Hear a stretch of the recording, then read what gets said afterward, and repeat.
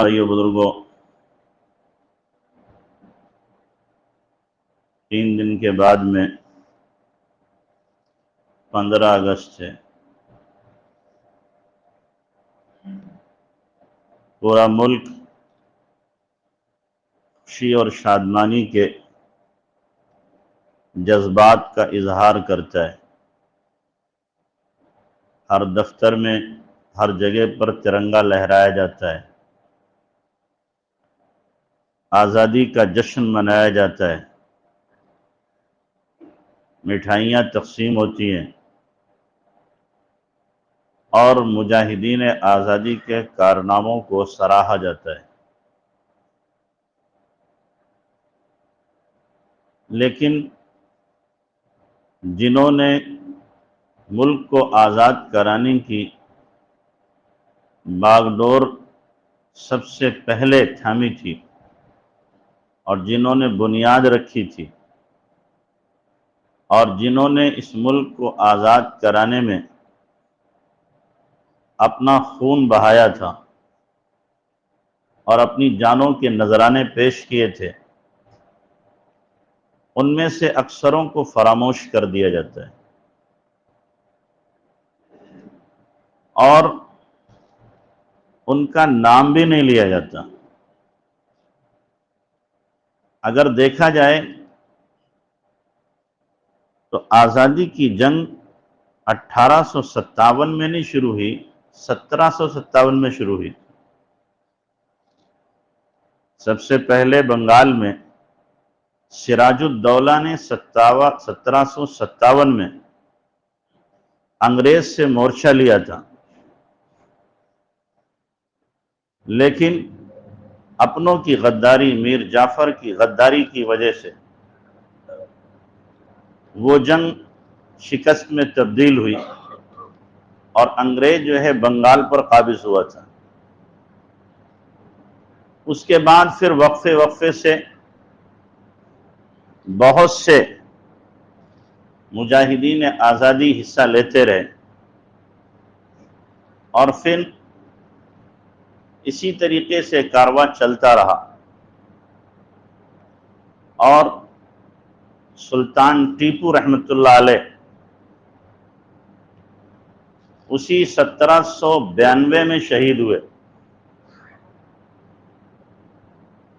اور آخر کار یہ کارواں یہاں تک بڑھا اور سب سے پہلے جو محسوس کیا تھا ملک کی غلامی کو وہ حضرت شاہ ولی اللہ محدث دہلوی رحمۃ اللہ علیہ، سب سے پہلے انہوں نے محسوس کیا تھا اور کہا تھا کہ جو تاجر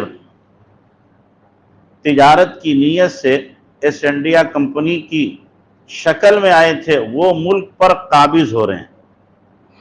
انہوں نے مکھوٹا اوڑھ رکھا تھا تجارت کا، لیکن مقصد ان کا یہ تھا کہ سونے کی چڑیا کو لوٹ لیں اور برباد کر دیں، اس کے اوپر قابض ہو کر کے یہاں کے باشندوں کو غلام بنائیں اور اپنا حکم چلائیں۔ تو شاہ ولی اللہ محدث دہلوی رحمۃ اللہ علیہ نے سب سے پہلے اس کو محسوس کیا اور پھر اس کے بعد میں اپنے افراد میں یہ بات چلانا شروع کی اور پھر حضرت ہی کے صاحبزادے حضرت شاہ عبدالعزیز صاحب رحمۃ اللہ علیہ، جب حضرت شاہ ولی اللہ محدث دہلوی رحمۃ اللہ علیہ کا انتقال ہوا تو شاہ عبدالعزیز رحمۃ اللہ علیہ کی عمر 17 سال تھی، لیکن والد کی جانشینی کا انہوں نے مکمل حق ادا کیا اور سب سے پہلے جہاد کا فتویٰ اور انگریزی فوج میں بھرتی ہونے کے حرام ہونے کا فتویٰ اور ہندوستان کے دارالحرب ہونے کا فتویٰ حضرت شاہ عبدالعزیز صاحب رحمۃ اللہ علیہ نے دیا تھا کہ ہندوستان دارالحرب ہو چکا، یعنی کفار کے مکمل قبضے اور کنٹرول میں آ چکا ہے، جو اسلامی سلطنت تھی وہ ختم ہو چکی ہے، چند اعمال اسلامی کیے جا رہے تھے لیکن اسلامی اثر رسوخ اور حکومت جو تھی وہ ساری کی ساری ختم ہو چکی تھی، جس کے نتیجے میں حضرت شاہ عبدالعزیز صاحب رحمۃ اللہ علیہ کو 2 مرتبہ زہر دیا گیا،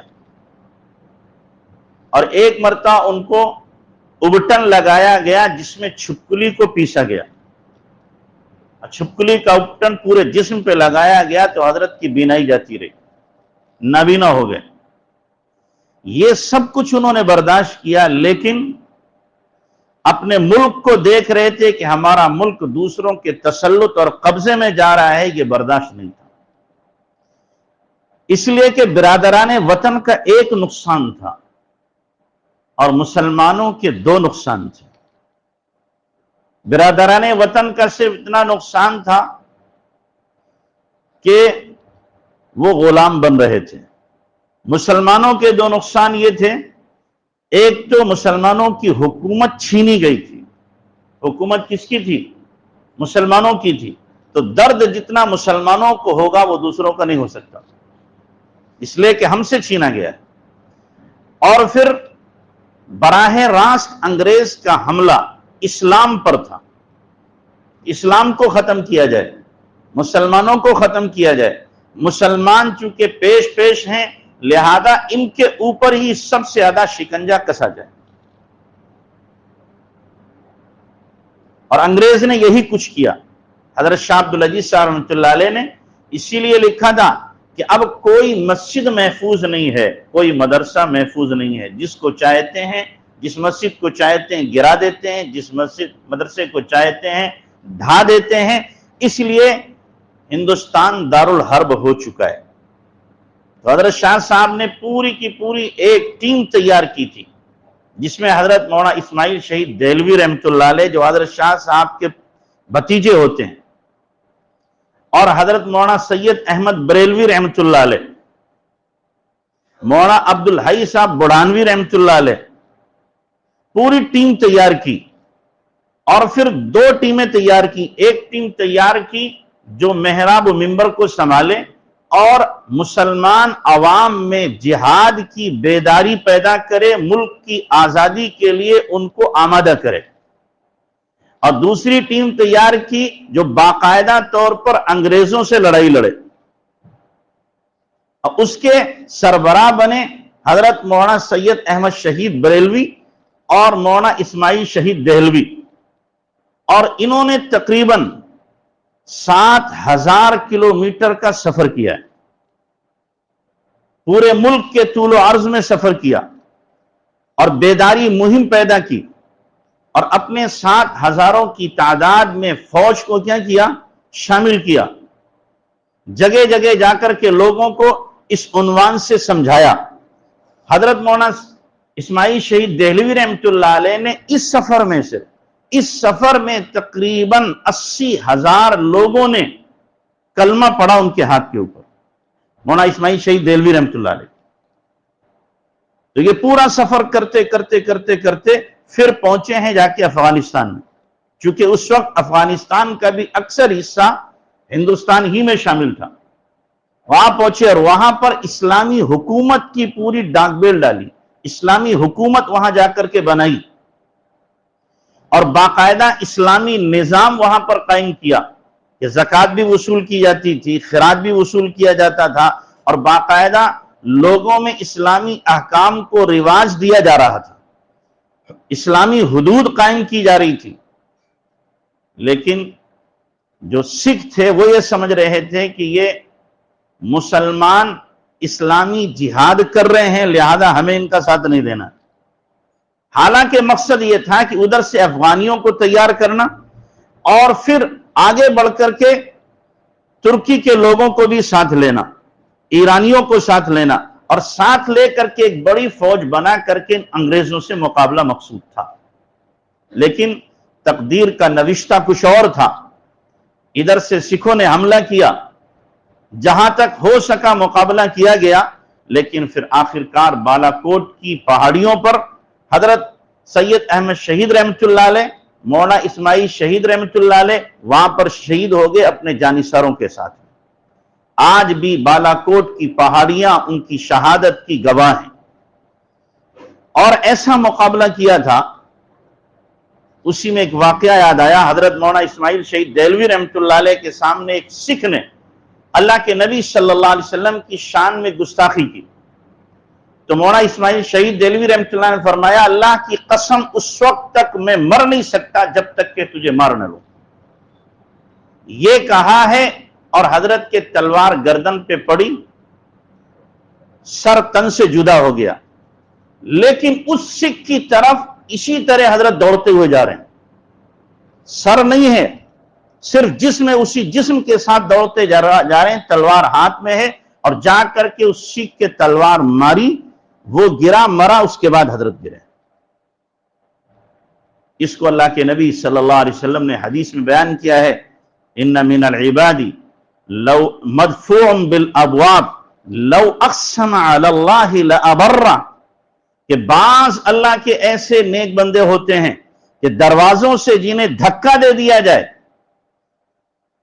اتنی ان کی کمزور پوزیشن ہوتی ہے، مغبرن، جو غبار آلود ہوتے ہیں، لیکن حال کیا ہوتا ہے، لو اقسم علی اللہ لابر، اگر وہ قسم کھا لیں کسی بات پر تو اللہ ان کو ان کی قسم سے بری کر دیتا ہے۔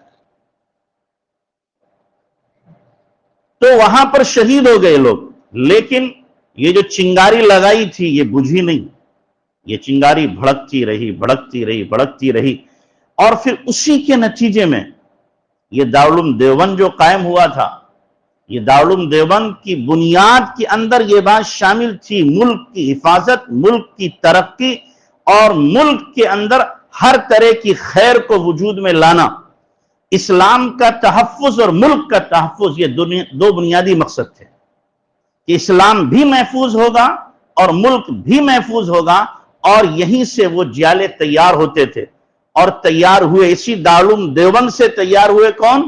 مولانا قاسم نانوتوی، اسی دارالعلوم دیوبند سے تیار ہوئے حضرت حافظ ضامن شہید، اسی دارالعلوم دیوبند سے تیار ہوئے مولانا رشید احمد گنگوئی رحمۃ اللہ علیہ، جنہوں نے 1858 میں شاملی کے میدان میں انگریزوں سے مقابلہ کیا ہے، جس کے جرنیل تھے حاجی امداد اللہ مہاجر مکی رحمۃ اللہ علیہ۔ ان اکابرین نے مقابلہ کیا اور دانت کھٹے کر دیے انگریز کے، 3 مرتبہ جنگ میں انگریز کو شکست کھانا پڑی، 4تھی مرتبہ میں انگریز نے ایسا حملہ کیا کہ یہ سارا کا سارا قافلہ تتر بتر ہو گیا۔ حضرت حافظ ضامن شہید رحمۃ اللہ علیہ شہید ہوئے، حضرت حاجی صاحب رحمۃ اللہ علیہ کے خلاف وارنٹ جاری ہوا تو حاجی صاحب مکہ مکرمہ چلے گئے، تاکہ وہاں جا کر کے اپنا ترکی کے ساتھ مل کر کے ترکی والوں سے مدد لیں، چونکہ ترکی حکومت مکہ میں اس وقت تھی۔ حضرت مولانا قاسم نانوتوی رحمۃ اللہ علیہ کے خلاف بھی وارنٹ جاری ہوا، لیکن حضرت روپوش ہو گئے۔ مولانا رشید احمد گنگوئی رحمۃ اللہ علیہ پکڑے گئے اور سہارنپور کی جیل میں باقاعدہ 6 مہینے ان کو رکھا گیا۔ یہ ہمارے اکابرین تھے جو دارالعلوم دیوبند سے فارغ تھے، جنہوں نے باضابطہ طور پر کیا ہے، انگریز سے لوہا لیا، اور دارالعلوم نے ہمیشہ ایسے سپوت پیدا کیے۔ مولانا عبید اللہ سندھی رحمۃ اللہ علیہ حضرت شیخ الہند رحمۃ اللہ علیہ کے کیا تھے؟ شاگرد تھے۔ حضرت شیخ الہند رحمۃ اللہ علیہ کے شاگرد ہیں مولانا عبید اللہ سندھی، شیخ الہند رحمۃ اللہ علیہ کے شاگرد ہیں مولانا کفایت اللہ، شیخ الہند رحمۃ اللہ علیہ کے شاگرد ہیں مولانا حسین احمد مدنی۔ ان سب نے انگریزوں سے مقابلہ کیا ہے۔ حضرت شیخ الہند رحمۃ اللہ علیہ بھی پھر مکہ مکرمہ گئے، اور جانے کا مقصد یہی تھا کہ وہاں سے انور کمال سے مل کر کے ترکی فوج کو یہاں پر کسی طرح آمادہ کیا جائے، ترکی حکومت کو آمادہ کیا جائے۔ اور پھر حضرت مولانا عبید اللہ سندھی رحمۃ اللہ علیہ نے ریشمی رومال کی تحریک چلائی، ریشمی رومال پر پورا خط لکھا، لیکن وہ خط پکڑا گیا، جس کے نتیجے میں شریف مکہ نے حضرت مولانا محمود الحسن شیخ الہند رحمۃ اللہ علیہ کو مکہ سے پکڑوایا اور مالٹا کی جیل میں پہنچایا، اور حضرت کے ساتھ حضرت کے شاگرد مولانا حسین احمد مدنی رحمۃ اللہ علیہ بے قصور خود جیل میں گئے، کہنے لگے میں اپنے استاد کو نہیں چھوڑ سکتا، جبکہ حضرت مدنی رحمۃ اللہ علیہ مدینہ منورہ میں درس حدیث دے رہے تھے، 14 سال تک مدینہ منورہ میں مسجد نبوی میں بیٹھ کر حدیث کا درس دیا، اور اپنی داڑھی سے روزے اقدس کو جھاڑو دیا کرتے تھے، اپنی داڑھی سے۔ اور اس وقت غربت کا زمانہ تھا، کئی سال تک رات میں 12-1 بجے سبزی منڈی جاتے تھے، وہاں سے چھلکے سبزیوں کے لا کر کے دھو کر ابال کے کھاتے تھے، وہی 24 گھنٹے کا کھانا ہوتا تھا۔ تو استاد کو جب پکڑا گیا تو حضرت فرمایا میرے استاد اگر جیل میں جا رہے ہیں، قید ہوئے ہیں، تو میں اپنے استاد کو نہیں چھوڑ سکتا۔ مولانا حسین احمد مدنی رحمۃ اللہ علیہ اپنے استاد کے ساتھ مالٹا کی جیل میں پہنچے اور کئی سالوں کو وہاں پر جیل میں پہنچایا گیا۔ 2 سال کی 3 سال کی قید کی صعوبتیں برداشت کی۔ حضرت شیخ الہند رحمۃ اللہ علیہ جب آئے تو مولانا علی میاں رحمۃ اللہ علیہ نے لکھا ہے، فرماتے ہیں کہ ٹیپو سلطان کے بعد انگریزوں کا اگر کوئی سب سے بڑا دشمن تھا تو شیخ الہند مولانا محمود حسن دیوبندی رحمۃ اللہ علیہ، ان سے بڑا کوئی دشمن نہیں تھا۔ اور جو انہوں نے تحریک چلائی تھی اور جو افراد تیار کیے تھے، ان افراد ہی کی وجہ سے اس ملک کو آزادی کا تحفہ اللہ تعالیٰ نے دیا ہے۔ آج ان سب کو فراموش کر دیا جاتا ہے، ان سب کو بھولا دیا جاتا ہے۔ 2-1 نام صرف لیے جاتے ہیں۔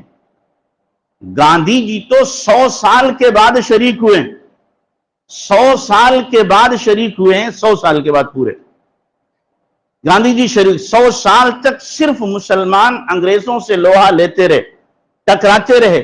100 سال کے بعد گاندھی جی شریک ہے مولانا حسین احمد مدنی رحمۃ اللہ علیہ کے ساتھ میں، اور پھر ہندو مسلم ہر ایک دونوں نے مل کر کے اس ملک کو آزاد کرانے میں اپنا سب کچھ جھونکنے کی کوشش کی ہے، سب کچھ جھونکا ہے، تب یہ ملک جا کر کیا ہوا؟ آزاد ہوا ہے۔ آج کیا کہتے ہیں کہ نہیں، ہم نے ہی محنت کی ہے، ہم نے ہی کوشش کی ہے، برادران وطن نے ہی کوشش کی ہے۔ جب چمن کو خوں کی ضرورت پڑی، سب سے پہلے ہماری ہی گردن کٹی۔ اب کہتے ہیں اہل چمن، یہ چمن ہمارا ہے، تمہارا نہیں۔ تو ہمیں اپنی تاریخ کو یاد رکھنا پڑے گا۔ مولانا حسرت موہانی کو لوگ بھول جاتے ہیں، اور مولانا شوکت علی، مولانا جوہر علی کو کیا کرتے ہیں لوگ؟ بھول جاتے ہیں۔ مولانا ابوالکلام آزاد کو بھول جاتے ہیں، اور اسی طریقے سے مولانا برکت اللہ صاحب بھوپالی کو لوگ کیا کرتے ہیں؟ بھول جاتے ہیں، اور مولانا الہی بخش، مفتی الہی بخش کاندلوی کو لوگ کیا کرتے ہیں؟ بھول جاتے ہیں۔ اور اسی طریقے سے پوری ایک تاریخ ہے جنہوں نے اس ملک کو آزاد کرانے میں اپنا سب کچھ لگایا تھا۔ انگریز بدبخت نے کیا کیا؟ جو مسلمان اس کی فوج میں بھرتی تھے، تو باقاعدہ طور پر اس نے مسلمانوں کے ایمان کو خراب کرنے کے لیے کارتوس میں خنزیر کی چربی شامل کر دی، اور منہ سے کہا کارتوس کو کھولا جائے۔ ان بدبختوں کی ذہنیت آپ دیکھیں، اس طریقے سے مسلمانوں کو برباد کرنے کی تمام تر سازشیں انہوں نے کی، لیکن اللہ جس کو آباد رکھے اسے کون برباد کر سکتا ہے؟ کون اسے تباہ کر سکتا ہے؟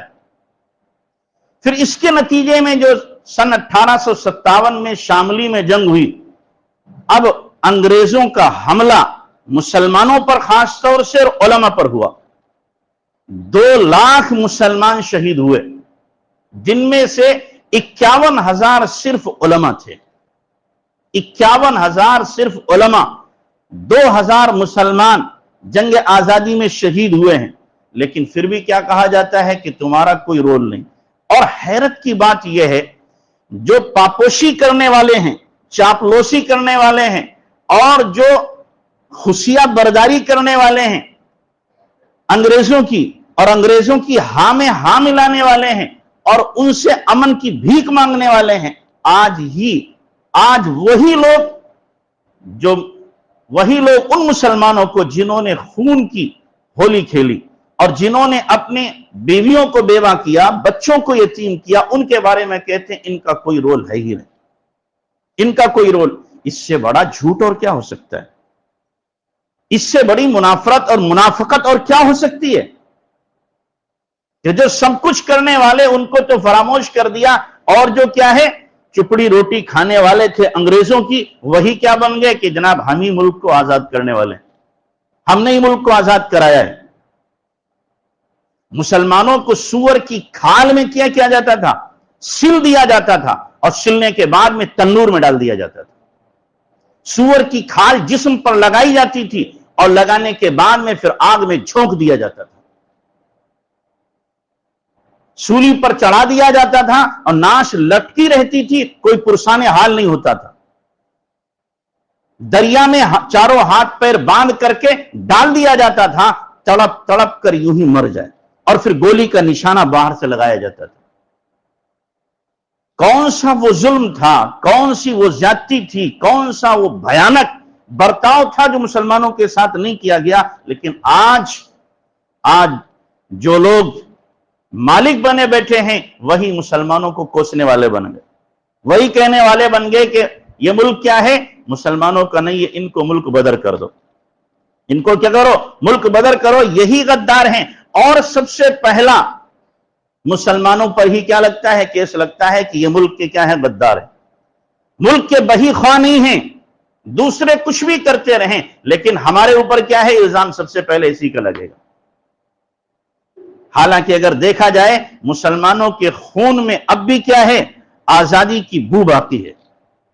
مسلمانوں کے خون کے اندر اب بھی آزادی کی وہی امنگ باقی ہے، اور انشاءاللہ باقی رہے گی۔ ملک پر جب بھی آنچ آئے گی، مسلمان ہر وقت اس ملک کے لیے ہر طرح کی قربانی دینے کے لیے تیار ہے۔ کیوں؟ ملک ہمارا ہے، ملک ہمارا ہے، ہمارا رہے گا۔ ہم سے چھینا گیا تھا حکومت کو، ہم سے چھینا گیا تھا تخت کو، ہم سے چھینی گئی تھی بادشاہی، ہم سے لیا گیا تھا سارا کچھ بنایا ہوا۔ اس لیے ظاہر ہے جو ہمیں درد ہو سکتا ہے ملک کے بگڑنے پر، اور ملک کی تنزلی پر، ملک کے اندر امن کے ختم ہونے پر، وہ دوسروں کو نہیں ہو سکتا۔ اللہ تعالی ہمارے ملک کو